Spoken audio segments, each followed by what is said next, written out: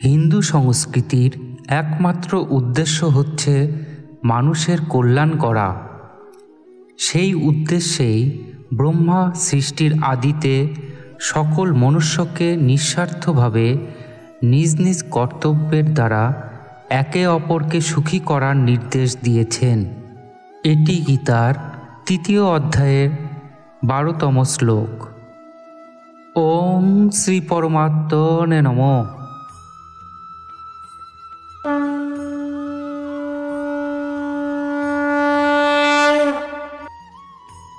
Eastern ভোগান হিব দেবা দাস্যন্তে যজ্ঞ ভাবিতা তৈর্দত্তান প্রদায় ভোজ ভুক্তে স্তেন এব স।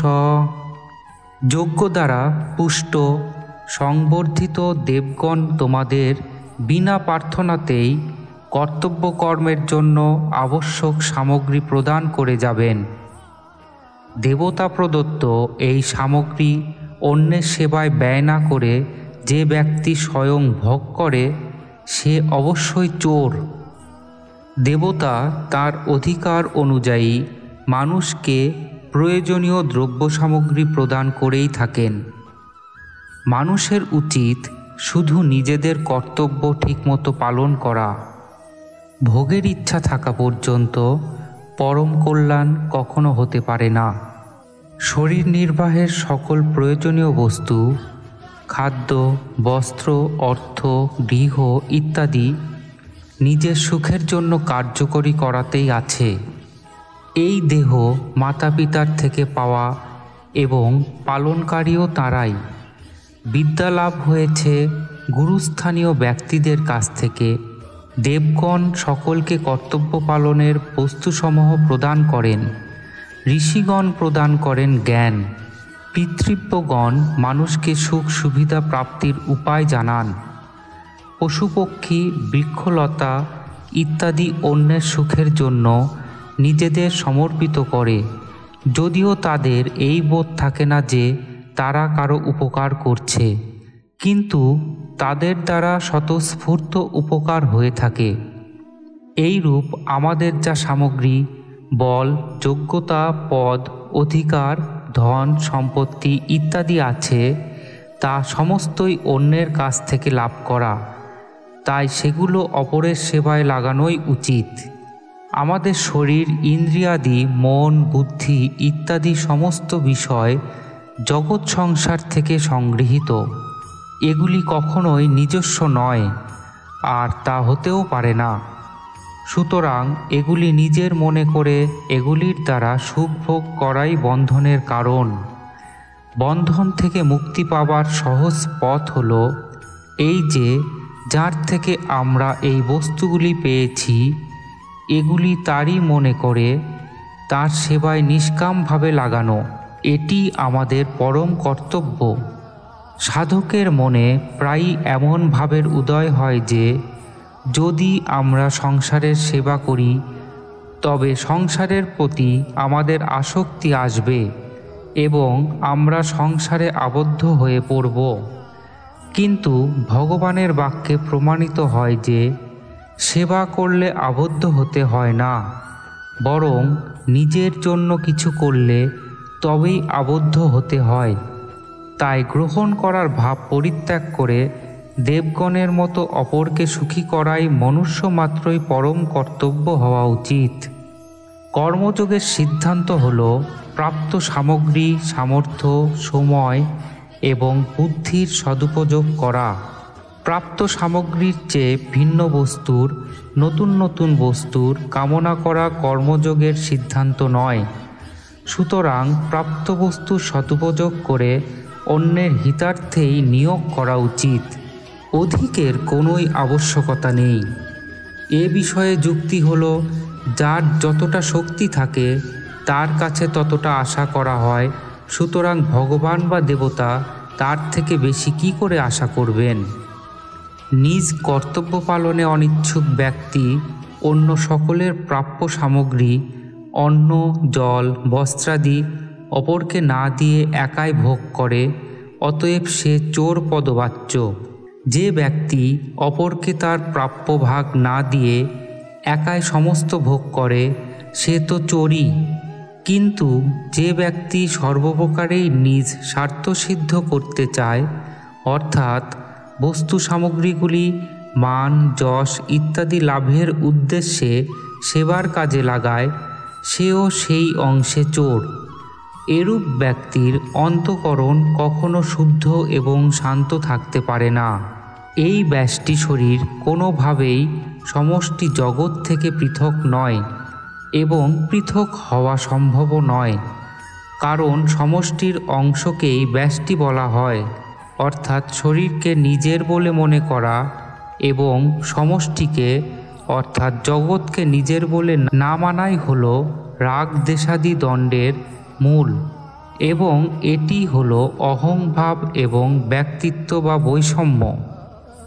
কর্মযোগ পালন করলে এই সমস্ত রাগ দেশাদি সহজেই দূরীভূত হয়, কারণ কর্মযোগীর এই ভাব থাকে, আমি যা কিছু করছি তা নিজের জন্য নয়, বরং জগৎ সংসারের জন্য করছি।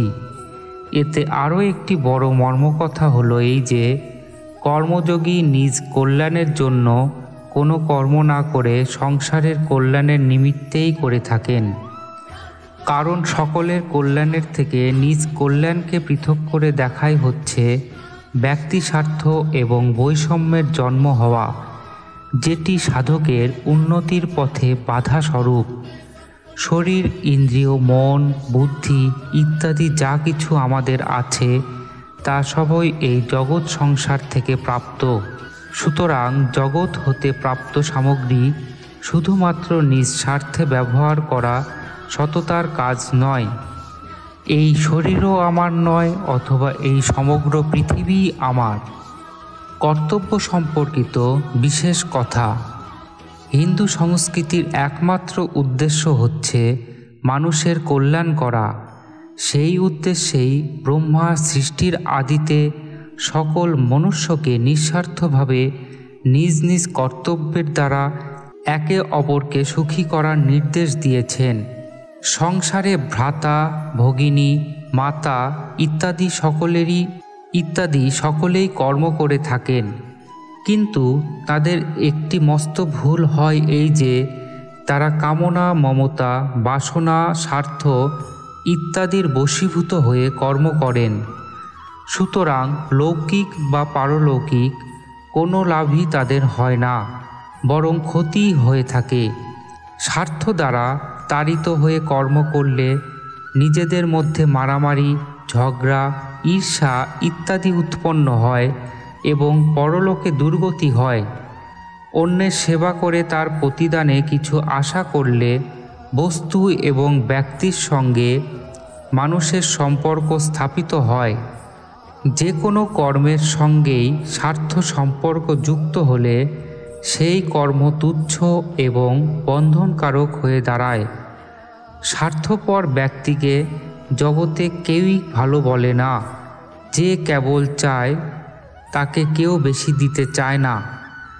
প্রায়শ এরূপ দেখা যায় যে, গৃহে কোনো ভোগী বা রাগী আসক্তিযুক্ত ব্যক্তি থাকলে বস্তুগুলি তার অলক্ষ্যে রাখা হয়। অপরপক্ষে আমাদের যত বুদ্ধি, সময়, সামর্থ্য এবং সামগ্রী থাকে, ততটাই যদি আমরা অপরের সেবায় ব্যয় করি, তবে তার দ্বারা কল্যাণ তো হয়ই, তাছাড়া বস্তু, সামগ্রী, সুখ, মান, যশ, শ্রদ্ধা ইত্যাদির আশা না করলেও সেগুলি স্বতই প্রাপ্ত হতে থাকে। কর্মযোগীর মান, যশ ইত্যাদির আকাঙ্ক্ষাই থাকে না, কারণ তিনি জানেন আশা এবং সুখভোগী হল বন্ধনকারক। আমি সুখ পাব কি করে? শুধুমাত্র এই আকাঙ্ক্ষার জন্যই মানুষ কর্তব্যচ্যুত ও পতিত হয়ে যায়। সুতরাং অন্যে কি করে সুখী হবে, এই ভাবটি কর্মযোগীর সর্বদা বজায় রাখা উচিত। গৃহে মা, বাবা, ভাই, বোন, স্ত্রী, পুত্র আদি যত ব্যক্তি থাকে, তাদের সকলেরই একের অন্যের হিতের কথা ভাবা উচিত।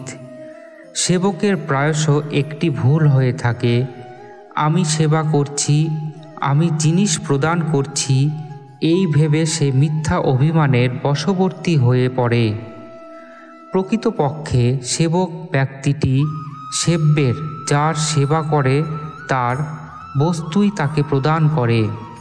মাতৃদুগ্ধে যেমন মায়ের নিজের কোনো প্রয়োজন থাকে না, তা সন্তানের খাদ্যরূপে বিবেচিত হয়, তেমনি যে সমস্ত সামগ্রী মানুষের কাছে থাকে প্রকৃতপক্ষে তা অপরের সেবার জন্যই থাকে।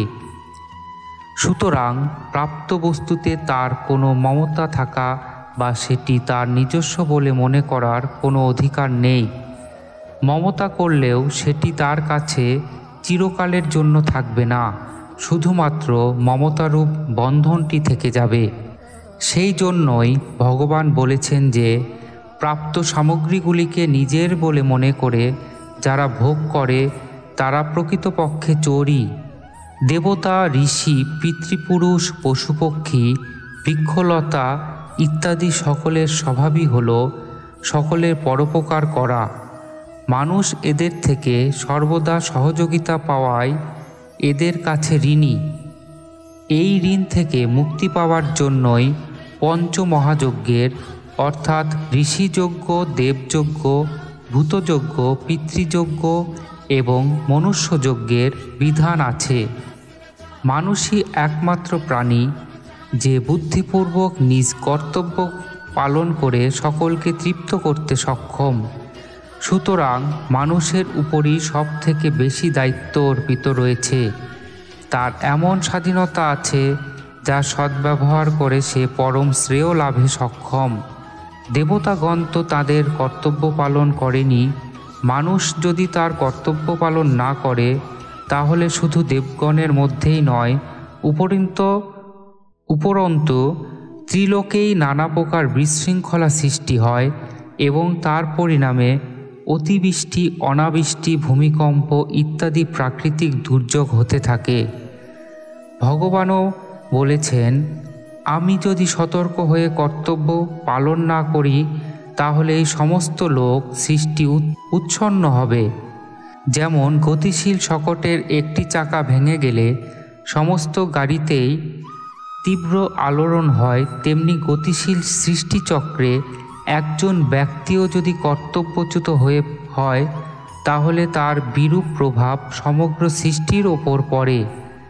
অন্যভাবে বললে, শরীরের একটি পীড়িত অঙ্গ যদি সুস্থ হয়ে যায় তাহলে সমস্ত শরীরের শতই হিত হয়। তেমনি নিজ কর্তব্য ঠিকমতো পালনকারী ব্যক্তির দ্বারা শতই সমস্ত জগতের হিত সাধিত হয়। প্রজাপতি ব্রহ্মা, দেবতা এবং মানুষ উভয়কেই তাদের নিজ নিজ কর্তব্য পালন করার নির্দেশ দিয়েছেন।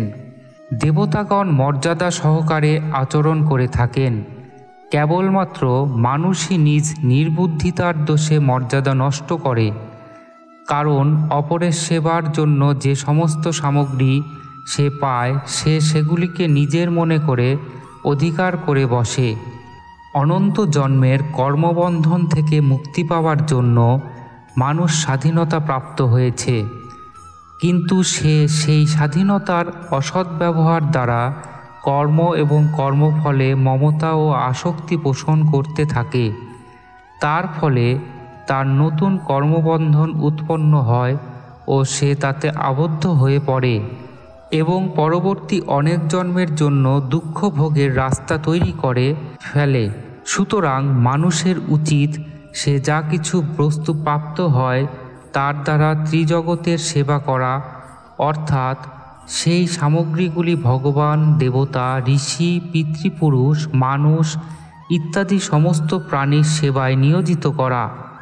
প্রশ্ন হল, প্রাপ্ত বস্তু সামগ্রী সবই যদি অপরের সেবায় নিযুক্ত করা হয় তাহলে কর্মযোগীর জীবন কিভাবে নির্বাহ হবে? উত্তর, প্রকৃতপক্ষে শরীরের সঙ্গে নিজ একাত্মতা বোধ করলে, অর্থাৎ শরীরকেই স্বরূপ মনে করলে এই প্রশ্ন জাগে। কিন্তু কর্মযোগী শরীরের সঙ্গে নিজের কোনো সম্পর্ক মেনে নেন না, বরং সেটি জগতের এবং জগতেরই জন্য মনে করে জগৎ সংসারের সেবাতে নিযুক্ত করেন। তার দৃষ্টি থাকে অবিনাশী স্বরূপের দিকে, বিনাশশীল শরীরের প্রতি নয়। যার লক্ষ্য থাকে শরীরের দিকে, তারই মনে এইরূপ প্রশ্ন উদিত হয় যে কর্মযোগীর জীবন কিভাবে নির্বাহ হবে। ভোগেচ্ছা যতক্ষণ থাকে ততক্ষণ বেঁচে থাকার ইচ্ছা এবং মরার ভয় থাকে। কর্মযোগীর ভোগেচ্ছা থাকে না, কারণ তার সমস্ত কর্ম নিজের জন্য না হয়ে অন্যের সেবার্থে হয়ে থাকে। সুতরাং কর্মযোগী তার জীবনের পরোয়া করেন না। তার মনে এই প্রশ্নও আসে না যে তার জীবিকা নির্বাহ হবে কী প্রকারে। প্রকৃতপক্ষে যার অন্তরে জগতের কোনো কিছুর জন্যই প্রয়োজনবোধ থাকে না, জগতেরই তাকে প্রয়োজন হয়, তাই তার জীবন নির্বাহের ব্যবস্থা জগৎ নিজেই করে দেয়। যার জীবন পরোপকারে সমর্পিত, এরূপ পশুপক্ষী, কীটপতঙ্গ, বৃক্ষলতা ইত্যাদি সমস্ত সাধারণ প্রাণীর জীবন নির্বাহেরও যখন ব্যবস্থা আছে, তখন শরীরসহ সমস্ত প্রাপ্ত সামগ্রীগুলি যিনি জগতের মঙ্গলার্থে ব্যয় করেন, তার জীবন নির্বাহের কোনো ব্যবস্থা হবে না। এটি কি করে সম্ভব? সবার পালনকর্তা ভগবানের অসীম কৃপায় জীবন নির্বাহের সমস্ত সামগ্রী সমস্ত প্রাণী সমানভাবে পায়। এর প্রত্যক্ষ উদাহরণ সবার সামনেই আছে। মায়ের শরীরে যেখানে শুধুমাত্র রক্তই থাকে, সেখানেও গর্ভের সন্তানের জন্য সুমিষ্ট এবং পুষ্টিকর দুধ আপনি সৃষ্ট হয়। সুতরাং পারধ্যকেই মানা হোক বা ভগবত কৃপায় বলা হোক, জীবন নির্বাহের সামগ্রী মানুষ স্বতই পেয়ে যায়। এ বিষয়ে কোনো সন্দেহ, চিন্তা, শোক এবং বিচার করা উচিত নয়। ভগবানের রাজ্যে যখন অত্যন্ত পাপী এবং নাস্তিক ব্যক্তিরও জীবন নির্বাহ হয়, তখন কর্মযোগীর জীবন নির্বাহে কি বাধা হতে পারে? সুতরাং এই প্রশ্ন ওঠাই ভ্রম। পরিশিষ্ট ভাব হল যোগ্য ভাবিতা।